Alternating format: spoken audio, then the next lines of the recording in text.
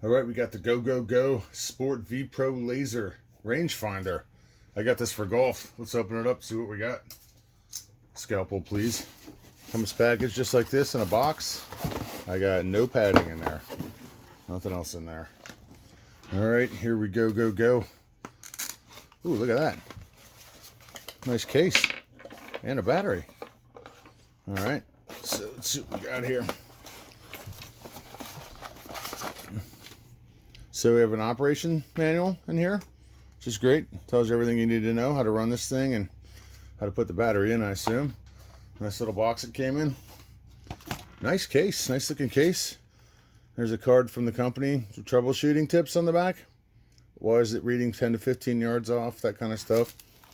Here's a nice little lint cloth for cleaning the screen, I assume. We have a handle for hanging this places. And nice looking case, really. Not bad, I didn't expect that.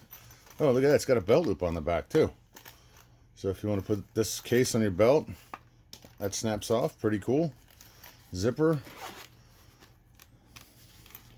So I guess if you're out playing, you could just use this, leave the zipper off, snap it off. Oh, look at that, it doesn't open up all the way, it's not bad. That's kind of cool actually. So here's the case. Just an open case, no pockets or anything in there. And here's the rangefinder itself. Wrapped nicely in a bag. Feels good, good size. Looks like we have the on-off button and the mode we're going to shoot in. I'm assuming that's the battery compartment. Okay, there we go. So, battery compartment came with the battery. Let me find out what this is.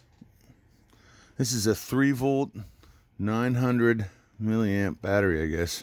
Made in China, 2021-10721. Alright, so we have a plus and the minus on the battery. Seeing the plus goes on the top. I'm gonna be honest with you, I kind of had to fight to get that battery in there. That was not easy. Okay, that actually just kind of like a set of binoculars. So you can pull stuff in.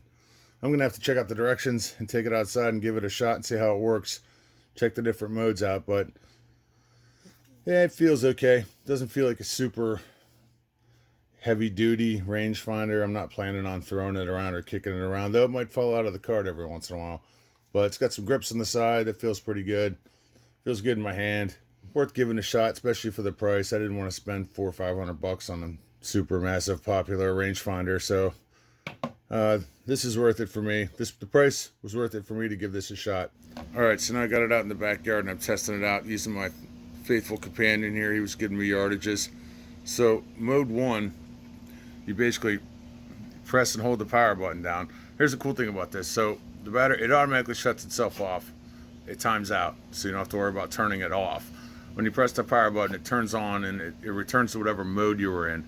So in mode 1, it's continuous. Like I can hold the button down and shoot that shed out there, and it'll tell me the yardage. As long as I'm holding the button down in mode 1, it'll continuously tell me what the yardage is no matter where I am. I can move it all over the place and get yardage. Mode 2, so what I'm using it for, is golf. So in mode 2, you press it and hold it, you let up, and it gives you the distance, the slope, and the degree of the slope.